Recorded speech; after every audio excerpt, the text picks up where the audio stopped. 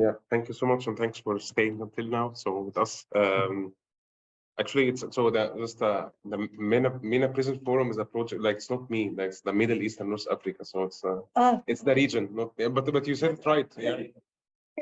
It's just because always people say like it's Mina Prison Forum. It's not mine. It's a project Mina Prison. So Mina with E, you know, what's my name is with R. Okay, thank you so much again for the introduction, and thanks for the invitation to the conference. Actually, I'm like I've been very interested like since 2014 in especially in studying charitable associations, Christian charitable associations in Cairo or in Egypt, but especially in the neighborhood of Shubra, which is placed in North Cairo. And also where I grew up as well in Cairo. That was my master thesis, and then I took also the topic and made it part also of my doctoral dissertation that led to the to my first book. But then during my research, I've been so I attended this summer school, right, with Norik and Ana Laura back in 2019 in June. It was in Rome. Part of it was in Rome, and part of it was in Cairo. Actually, some of you know the story already. Trimesters did there, so I hope I would not be boring. But then the first part of the school was in Rome, and it was mainly we visited archives, right? So archives of the Vatican, also other missionary archives.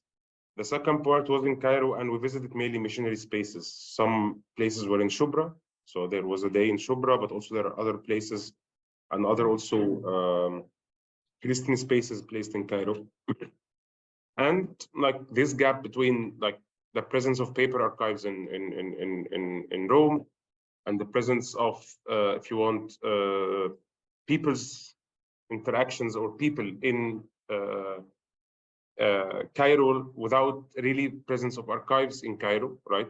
Like what's happening in Rome, something that really started to annoy me at that time. So why these missionaries or why these missions didn't have or didn't establish any why don't we have any archives about these missions in Shubra in particular, right? Although there are a lot of spaces, missionary spaces in Shubra that were established since the mid-19th century. I mean, I don't know French, and that's actually not a problem at all for me, because I will say why later, because we have Shubra's archive is really collective work.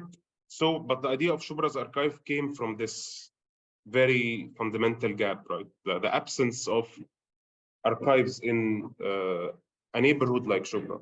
And even the archives that are placed about the missionaries, you will find them in French institutes in Cairo as well, right? More or less. But you'll never find a neighborhood like Shubra, which is, people would call it middle class or popular Shabiya neighborhood, like different names of it, many also problematic labels.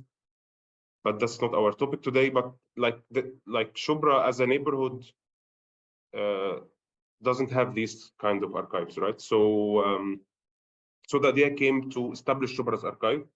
Shubra's archive is a name, like it's a symbol, right? It's a kind of a critique, if you want.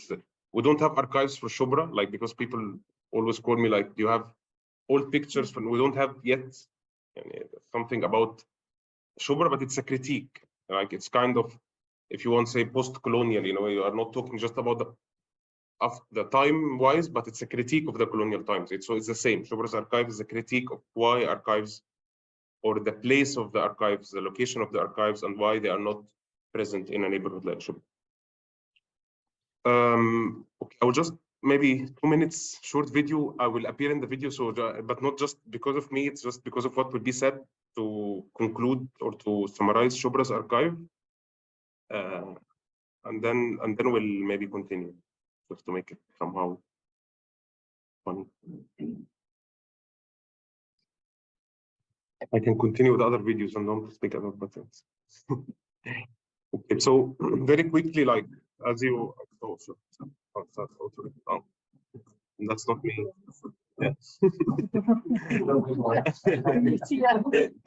That can be a background. Okay, is it no? Yeah. Okay. Yeah. So, like quickly, that's what appear. Yeah, quickly. Like, we heard about the main idea. This is a book that we did about tram lines in Cairo that were deinstalled in 2017, 18, 19, around these 3 years. So that was our first publication about tram lines in Cairo. That's also another, for example, exhibition that we did called Archiving Every Day, and I will get to back it in a bit. We traced actually, so it was in cooperation with Egypt Migrations, also another institute was founded by historian Michael Akladius in Canada. So together with them, we did this exhibition at the AUC last February. This is actually this is a picture of founders of a church in Shubra that I also included in my book, and also has a story related to missionaries and missionary spaces that I will come to it in a bit. That's the picture of the church now. That's also other projects that we are working on. That's the Coptic Hospital in Cairo.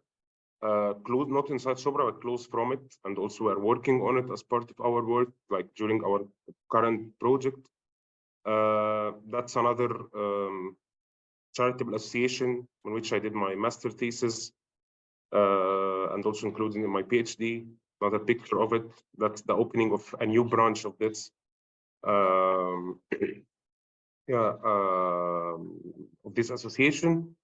Yeah, and that's the book, right? So not to promote the book again, but I'm showing the book because really, while writing it, I was really struggling in just I gave this very overview of Shubra. We have been there for 2 years, just because for me, the easier option for me would have been just to write the book and to explore these associations or these spaces without establishing Shubra's archive, or to establish Shubra's archive as a kind of, if you want, an complementary or an extra project, side project, together with my PhD, and then not to continue it after my PhD.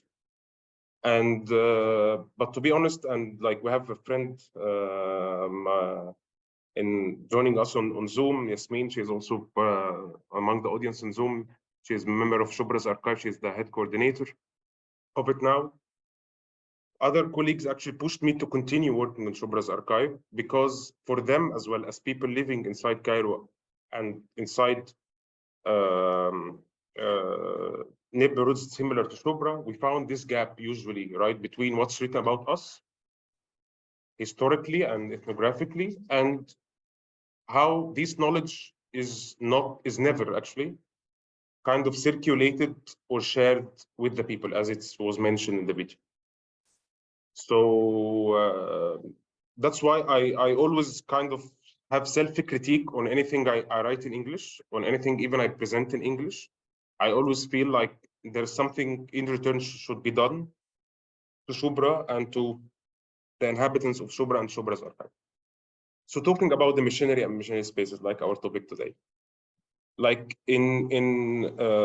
back in 20 last year, actually there was a conference at the cathedral in Cairo, Coptic Cathedral. There are other interesting stories that I shared during the lunch, but one of the presentations was about, it was presented by a Muslim scholar. She is veiled, and she presented about the early or the layman clergyman relations, Coptic layman, Coptic clergyman relations, late 19th century. And then after she presented, there was a kind of a question or a comment by actually a Coptic scholar, right, who said, like, why didn't you mention the tensions between these two people, between the clergyman and the layman, that were anyone knows the history of the Coptic church will know this clash between elitist laymen and the Coptic clergyman. And then the scholar, the lady, she said, like, I don't want to get into these complex issues, because she was presenting at the cathedral in the presence of priests and laymen, right, who are now, of course, loving each other, unlike the case of the 19th century. Another interesting presentation was actually a presentation by a student of Astaire Hamilton. Also, she presented about early the missionaries actually also in the before modern times or pre-modern times. And then after she presented, there was a Coptic layman who asked her, okay, whether these missionaries really just wanted to support the people in their daily lives through health care or education, or they wanted to convert people from Orthodoxy to Catholicism. And then it was in the presence of Catholic priests as well, you know, and then everyone was like giving these cold smiles, you know, and then, you know, and of course there was this kind of in the room, you know, as an anthropologist, I always love, of course, to watch out what people doing. So, but this is very interesting, right? Because it's a scientific conference, between brackets, organized by the FAO, French Institute, one of the French institutes in Cairo. But again, and the scholars themselves, they are mainly theologians, religious men, somehow historians, mainly historians. Maybe there were a couple of sociologists, some anthropologists, but we're all human beings at that, right? We share the history of missionaries and maybe the tensions, either the tensions between within the Coptic Church, or the tension between the Coptic Church and the Catholic Church, like historically, right? But at the end, we are living now and here. And that's the thing that, like, moving it, pushing it back to Shubra's work, that's as I said, the more difficult choice actually, is to see how do Muslims and Christians live in Shubra now in the presence of missionary spaces that have problematic colonial histories, right? But these schools are still open. These hospitals are still open. These hospitals and schools and even technical schools, like Ana Laura is studying one of them, they have somehow problematic history, but they serve the whole community. So how do they exist in the community now? And how they make sense, or what do they do with their history? Because the history is there. The history is known by the people, right, in the neighborhood. But still, these spaces still exist. So my issue was, through Shubra's archive and also through my PhD, was how do Muslims and Christians live together with the presence of these places? Now, like, last Ramadan, one of the nuns in a school, missionary school in Shubra, she, in the mic in the beginning of the day, she started to tell her students, like girls mainly, of course, how they should actually respect the fasting, how they should fast Ramadan, how they should pray, how they should actually respect the values of the Islamic religious values, and giving them also the benefits of fasting, you know, on many levels. Another case, for example, also, like how Muslim girls who were educated in the schools, in these missionary schools, they, in a way, start to say that the nuns never forced us to pray, or never forced us, for example, to attend the Christian prayers, but they taught us how to respect our religion as Muslims. In my work, or in my observations to these things, so Muslims and Christians in Cairo, in Shubra, in Egypt, like, I mean, to talk about Shubra again in particular, they know that each other's religion is wrong, right? They know that each other's religion, that the other would not go to heaven. And that's something really that if in academia, in books, we can write about that very freely, right? But when you work with the people on ground, as someone from a Coptic Christian background myself, and talk to Muslims and tell them, okay, what do you think about Christianity? Here, like on grounds or on reality, they would kind of ignore my religion. But because there are other considerations like neighborliness, friendship, the relation between the teacher and if we talk about missionary school, the relation between the nun as the director of the school and the student, right?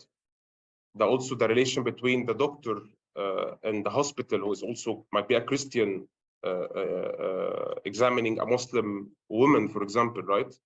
In these hospitals, which are very actually affordable to be examined in. All of for me, like all of these relationships, like education and health in particular,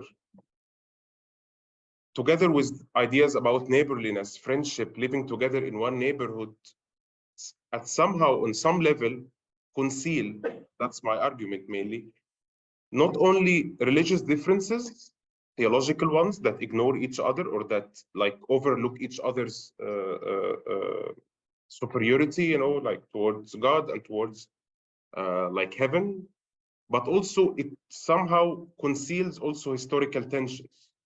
Conceals also talking about, for example, the racism like that we are talking about today, tomorrow in our conference, but people know that there are clashes between their religions, clashes between their,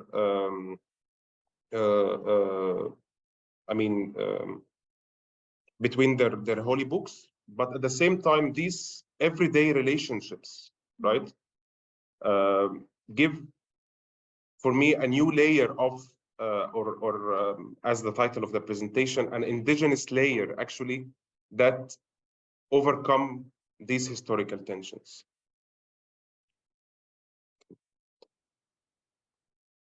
One of our interns at Shubra's archive, his name is Lorenzo David. He's 5 minutes, right? 2 minutes? Okay. Oh, okay. Okay. He is from the University of Ghent. He is doing his master thesis on Islamophobia in Europe. And actually, for him, he's like kind of interested in criticizing Macron's, mainly in France, speech about education, about also the secularization actually of education that somehow creates these Islamophobic discourses, right? In France. He came to Shubra, he wanted to do an internship with us. And I told him, okay, so if you, in Europe, you can write an article about that, right? You can openly criticize the president with what he's saying, maybe in a way. You can say whatever you want at the university. But in Shubra, if you want to write something with us, you should consider the people you are living, yeah, the people you will talk with. And I offered him to study the missionary spaces in Shubra, like, which is part of our very nascent now project, very new project. So when he started to talk to them, of course, for them, he's foreigner.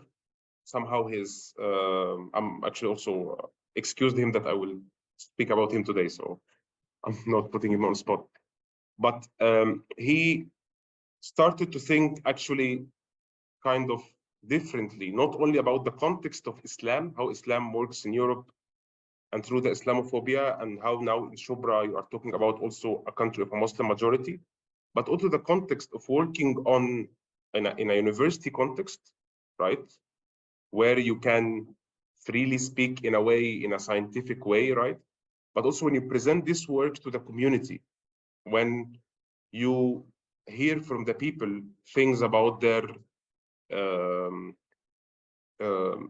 like histories, or if you, for example, if he is interviewing a Christian person who's criticizing Islam, for example, whether this would be Islamophobia. That's one question, because for him at the beginning it was, right, the same Islamophobia like in Europe. And the other question, actually, when he is writing this work, again, for the sake of the community as well, right? So for the solidarity of the community of Muslim-Christian relations. So we started to think about even the role of the scholar, even of in this circle of indigenization, as well of the religious differences or the different histories as well between the two different religions, Muslims and Christians, or even within the single Christian community.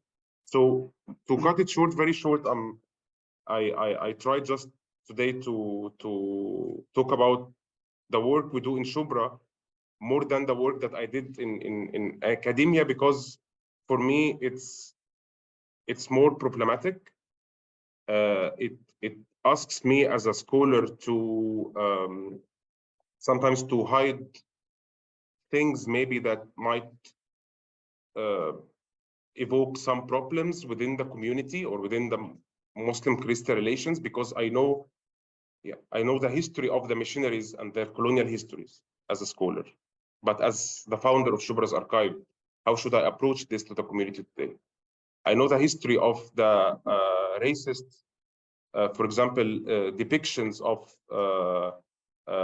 Muslims to Christians and Christians to Muslims today in Egypt, right? I mean, Copts and other denominations.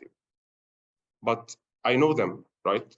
And I can write about them maybe in an academic book, and they are present in the book, and they are not.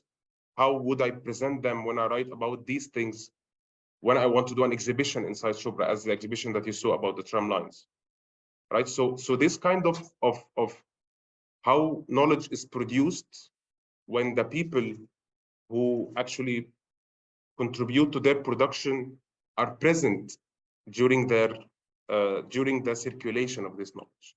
Mm-hmm.